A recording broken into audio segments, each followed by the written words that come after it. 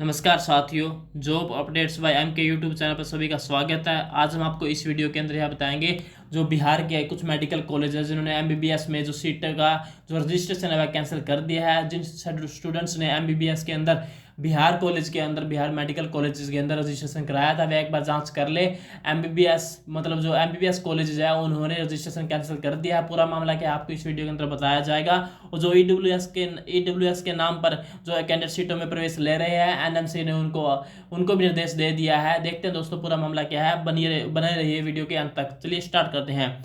EWS के नाम पर अतिरिक्त सीटों पर प्रवेश लेना है गलत। एनएमसी नेशनल मेडिकल कमीशन ने देश के मेडिकल कॉलेजों को निर्देश दिया है कि आर्थिक रूप से कमजोर यानी ईडब्ल्यूएस कोटा का सही तरह से पालन किया जाए।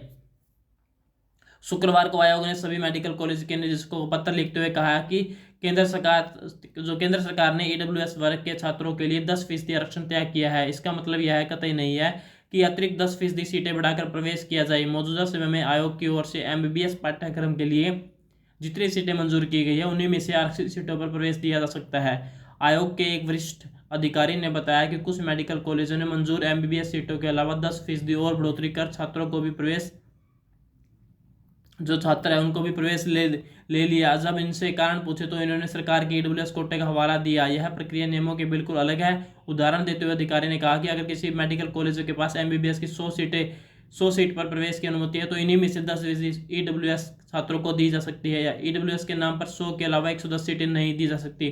दोस्तों जो ये लेटेस्ट अपडेट थी वो हमने आपको दे दी। एनएमसी यह कह रहा है कि जो ईडब्ल्यूएस की 10% जो सीटें हैं वह जो मेडिकल कॉलेज है केवल और केवल 100 सीटों में से दी, जिसके मतलब जितनी सीटें मंजूर की गई है उन्हीं में से 10% जो सीटें हैं वह ईडब्ल्यूएस कैंडिडेट्स की होनी चाहिए। इसके अलावा मतलब जो मेडिकल कॉलेज है वो क्या कर रहे हैं कि एक्स्ट्रा से 10 सीट ऐड कर रहे हैं, तो ऐसा नहीं करना है। एनएमसी ने उनको साफ यह निर्देश दे दिया है। और देखते हैं दोस्तों जो एमबीबीएस के कुछ रजिस्ट्रेशन कैंसिल हुए मेडिकल कॉलेज में, पूरा मामला क्या है वो आपको बताएंगे। बिहार में मेडिकल की 808 सीटों पर हुआ नामांकन अमान्य घोषित। 30 सितंबर के बाद नामांकन प्रक्रिया को एनएमसी ने बताया अमान्य। बिहार के साथ महाराष्ट्र और पश्चिम बंगाल के मेडिकल छात्र भी होंगे प्रभावित। राष्ट्रीय नेशनल मेडिकल कमीशन ने बिहार के सरकारी और निजी कॉलेजों में एमबीबीएस कोर्स की 860 सीटों पर नामांकन को अमान्य घोषित कर दिया। उप सचिव पूर्णिमा टुटू ने बताया कि बिहार सहित कई राज्य सत्र 2023-24 में एमबीबीएस कोर्स में नीट यूजी क्वालिफाई छात्रों का नामांकन निर्धारित अवधि के बाद लिए है। 30 सितंबर के बाद लिए गए छात्रों के नामांकन अमान्य है। नामांकन रद्द करने के लिए संबंधित सेंट्रल व राज्य प्राधिकार को कहा गया कि नामांकन तत्काल प्रभाव से समाप्त किया गया है। वहीं स्वास्थ्य विभाग के अपर मुख्य सचिव प्रत्यय अमृत ने बताया कि मामला संज्ञान में है। एनएमसी को तर्क के साथ जवाब दे दिया है। 30 सितंबर तक ही लेना था नामांकन। राष्ट्रीय आयुर्विज्ञान आयोग यानी नेशनल मेडिकल कमीशन एनएमसी के यूजी मेडिकल के निदेशक शंभू शरण कुमार के अनुसार सभी केंद्रीय और राज्य प्राधिकार को सुप्रीम कोर्ट के आदेश के आलोक में 30 सितंबर तक एमबीबीएस की नामांकन प्रक्रिया उसको पूर्ण कर लेना था। इसके लिए जुलाई में पत्र जारी किया गया था। बिहार, महाराष्ट्र, पश्चिम बंगाल के आदि राज्यों में निर्धारित अवधि के बाद नामांकन प्रक्रिया संचालित किया गया। सुप्रीम कोर्ट के आदेश की अवहेलना के कारण आयोग ने संबंधित सभी प्राधिकार को जानकारी उपलब्ध करा दी।